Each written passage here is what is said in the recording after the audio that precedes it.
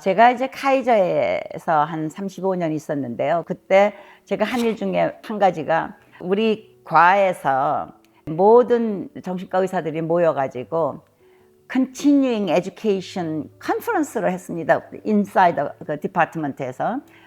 그때 한 20명이 정신과 의사가 되니까 우리가 존경하는 그 어떤 의사들이나 멘탈 헬스 필드에 있는 분들, 우리가 공부를 하고 배울 수 있는 분들을 갖다 이제 제가 초대를 해서 그분들이 일주일에 한 번씩 오셔가지고 한 2시간 동안 이제 강의를 하는 거였습니다.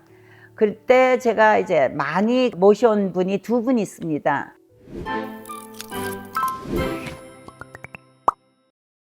여러분 안녕하십니까? 정신과 의사 수전 정입니다. 한 분은 닥터 스몰이라는 분이었습니다. 근데 정말 사이즈도 조금 작아요. 이 닥터 스몰은 쬐끄맣고 그냥 보기에는 아주 이게 얌전해 보이는 그런 보이 같았습니다. 그런데 이분이 나중에는 아주 훌륭한 geriatric psychiatrist, 노인 정신과 의사의 대가로 되셨었는데, 국가대학 오기 전에 이제 4년제 대학을 다녀야 되는데, 그때 이분을 보니까 줄리아드에서 음악을 하신 분이더라고요. 음악이나 미술이나 이런 여러 가지 다른 인문과 계통, anthropology라든지 psychology라든지 이런 데서 많이 공부를 하신 분들이, 그러니까 의사가 일종의 물론 과학도 되지만 예술도 되거든요. 아트가 있어야 되고 사람을 갖다 다룰 줄 알아야 되니까. 그리고 과학만으로 치료가 되는 게 아니거든요. 인간의 가장 그 고귀한 점, 강한 점을 갖다 이렇게 불러일으킴으로써 그 사람이 치유되도록 도와주는 건데, 그런 것을 정말 잘 나타낸 게 이분이 아닌가. 두 번째로 제가 많이 모신 분이 닥터 데니얼 시걸이라는 분인데, 이분도 UCLA 교수인데 이분은 차일드 사이키아트리스트입니다. 그리고 이분이 나중에는 이제 마인드풀니스 메디테이션에 많이 이제 심취하셔가지고 제자들도 많이 길러내고 이제 그런 분인데요. 그분이 쓴 책이 제가 이제 굉장히 열심히 읽었던 책이 있어서 그걸 오늘 소개하려고 합니다. 그 책의 이름은 The Developing Mind. 그러니까 발전해가는 마음, 아니면 성장해가는 마음. 이제 이런 책인데요. 이분이 이제 그 어린이하고 청소년 이렇게 해서 이분들이 이제 어른이 돼가는 과정에서 어떻게 우리의 두뇌라던가 다른 너브 시스템이 변해가나 이런 거를 쓴 책입니다. 그리고 이분이 그 다음에는 요즘은 한참 동안은 또 그 아주 커다란 무슨 크루즈나 이런 데 가서 일반인들을 위해서도 많이 강의를 하신다는 얘기를 들었어요. 지금은 아마 은퇴했을 겁니다. 그때 팔팔하던 제가 이제 은퇴할 때가 됐으니까 이분이 그때 벌써 아주 잘 나가는 그 UCLA 프로페서였거든요. 이분이 그 어린아이들이 어떻게 뇌가 성장해 가는가 하는 걸 갖다 연구하는 데서 큰 도움이 됐던 게 MRI입니다. MRI는 자석을 이용해 가지고 우리 이제 두뇌를 들여다보는 걸 갖다가 하는 건데, 두뇌만이 아니라 모든 신체를 다 볼 수 있는 거죠. 근데 특히 그때 뭐가 나왔냐면은 기능성 MRI가 나와서, 그게 뭐냐면은 이걸 찍기 전에 여기 인기널 아처리에다가 그 동위원서를 갖다 집어넣어 줍니다. 그래서 이 동위원서가 이제 이 뇌가 일을 하려면은 이 당분이 있어야 되거든요. 그래서 이제 그 당분이 하나의 연령이 돼가지고 일을 하니까 그 당분이 들어가는 거에는 항상 카본 C죠. 카본에 동위원소를 갖다 이렇게 부착시킵니다. 그러면 이제 이게 피가 가가지고 두뇌로 다 퍼지죠. 그럼 그때 이제 두뇌에 들어가가지고 어느 지역에서 일을 많이 하나에 따라서 그쪽에 있는 설탕을 많이 이제 사용을 하게 되면은 카본에 들어가 있는 그 동위원소가 반짝반짝반짝 하니까 이런 것이 많이 들어가 있는 데는 이제 일을 많이 하는 거죠. 그래가지고 이분이 그걸 이용해서 한 것 중에는 어떤 것이 있냐면은 그 왜 자폐아와 보통 아이가 같이 이렇게 옆에 있으면서 이제 그 MRI를 찍는데, 이제 처음에는 둘 다 자기네들 잘 모르는 그냥 제3자 어른의 이렇게 사진을 주면서 보게 하고서 이제 사진 찍는 겁니다. 그러고 나서 그거 찍은 다음에는 이 아이는 자기 엄마 사진, 자폐아이한테도 자기 엄마 사진을 갖다 이제 줍니다. 그리고 아이가 그걸 보는 동안에 이제 사진을 찍습니다. 그러면 저쪽 아이는요, 자기 엄마를 보니까 너무 좋은 거예요. 반갑고 엄마 사랑하니까 막 기분이 좋고. 그러니까 이쪽 어느 분야에 얼굴을 알아보는 에어리아가 있습니다. 그 에어리아에는 이제 많이 영양분이 가서 많이 소모가 되니까 반짝반짝반짝하죠, 그 분야가. 그런데 이 자폐아의 경우는 엄마 얼굴이나 아까 그 모르는 사람 스트레인저 얼굴이나 별로 차이가 안 나요. 어떤 학자들은 이 자폐라는 증상이 이게 그 비주얼한 그 능력하고 상관이 있는 건 아니냐, 엄마의 얼굴을 알아보지 못해서 그런 거 아니냐. 근데 지금은 그것보다는 아이가 어떤 상대와 이렇게 attachment, 이렇게 같이 부착하는 그런 능력이 없어서 그런 거다, 그렇게 이제 지금 생각을 하고 있지요.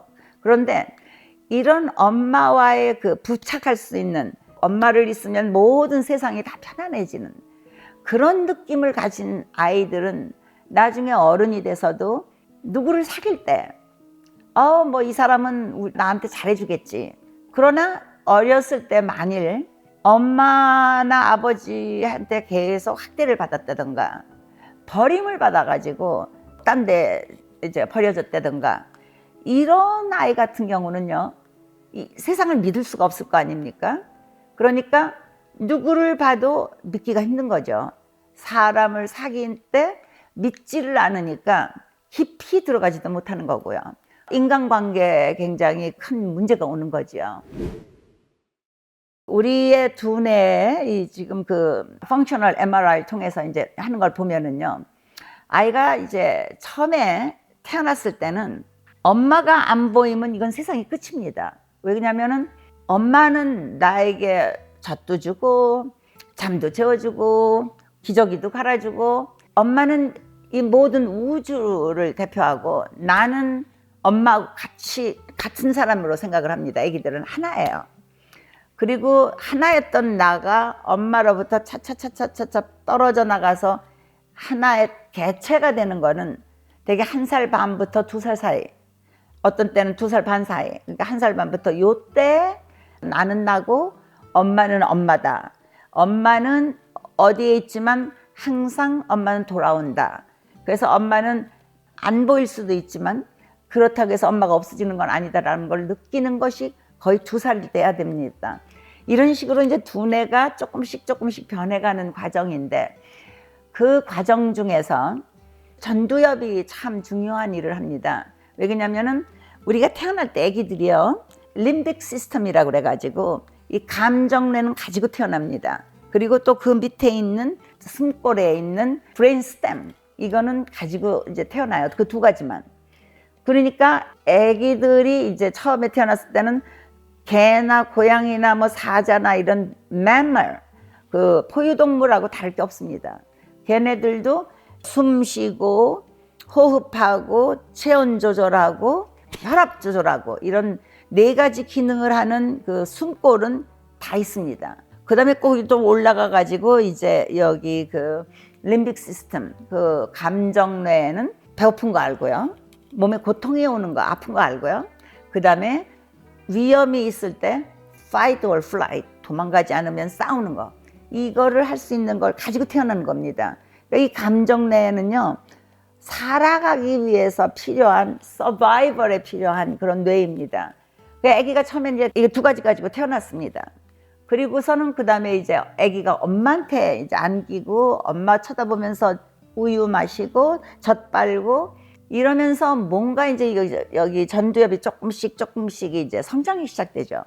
그래서 한 3개월만 되면은요, 아기가 그전에는 태어났을 때는 엄마가 안 보이면 왕 하고 울었는데, 엄마가 이게 안 보여도 탁 엄마가 있던 데를 쳐다본답니다. 그러고 나서 보고 나서 좀 기다렸다가 엄마가 그때도 안 오면 이제 그때 왕 운다는 거죠. 그러니까 그만큼 이 여기서 두뇌 전두엽에서 이제 이걸 갖다가 집행 기능이라고 그럽니다. executive function. 덮어놓고 우는 게 아니라 쳐다봅니다. 그래서 엄마가 있나 없나 보고 그 사이를 기다릴 수 있는 거, 그게 이제 executive function인데요. 아이들이 이걸 하려면은 엄마하고 많이 그 유대 관계도 있어야 되고 주위 환경이 굉장히 평화스럽고 주위 환경이 아이가 살아갈 만해야 됩니다. 그렇지 않으면은요, 이 림빅 시스템 있는 쪽에는 아미그달라라고 그래가지고 그 편도체가 있습니다. 이게 편도체란 뭐냐면 살구씨 같이 생긴 거예요, 조그만 거. 근데 그게 뭐냐면 우리 집으로 치면은 스모크 얼라움이나 마찬가지입니다. 만일 이게 조금 연기가 난다고 하면 그게 막 울려대니까 우리가 빨리 피하고 불 나는 걸 막을 수 있는 것처럼 아기에게는 이제 엄마가 안 보인다던가 갑자기 뭐 모르는 사람이 확 들어온다던가 아니면은 뭐 갑자기 집에 무슨 온도가 너무 뜨겁든지 뭐 불이 난다든지 이러면은 얼라움 시스템이 막 울리니까 아미그달라가 막 액팅업을 합니다. 그러면은 이게 이제 공포거든요. 공포가 이제 막 올라가는 것은 살아가야 되니까 아기가. 그래서 그것 때문에 너무 공포만 매일 있다 보면은요, 이 전두엽이 executive function을 갖다가 기능을 이렇게 배우지 못하게 됩니다. 그리고 executive function을 배우지 못하면 그 nerve가요, 이 전두엽에서 점점 발달이 돼야 되는데 그냥 죽어버려요. 쓰지 않는 거는 죽습니다. 그래서 이런 아이들이 executive function을 갖다가 기르지를 못하면은 그 다음에는 머리를 쓰는데 뭐 지능이라던가 참을성이라던가 아니면은 생각할 수 있는 사고력 이런 것들이 발달이 안 되는 거죠.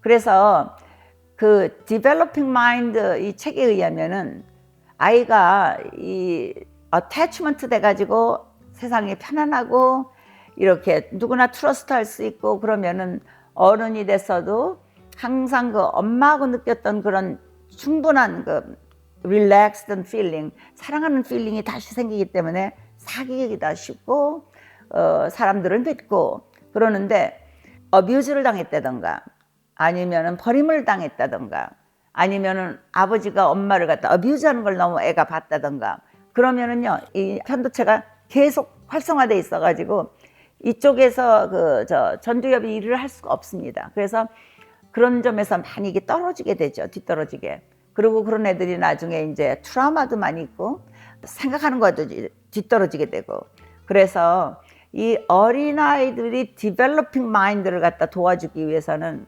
집에서 엄마, 아버지 또 주위 사람들 가능하면은 편안하고 아이에게 믿을 수 있고 아이가 항상 어떤 것을 기대했을 때 그게 너무나 나쁘게 부서진다던가 아니면 공포로 변한다던가 뭐 이런 일이 생기지 않도록 도와주는 것이 결국은 아이의 마인드, 아이의 브레인을 갖다가 잘 향상시키는데 큰 도움이 된다. 이제 그런 말을 했었죠.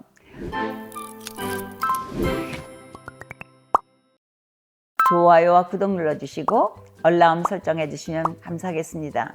안녕히 계십시오.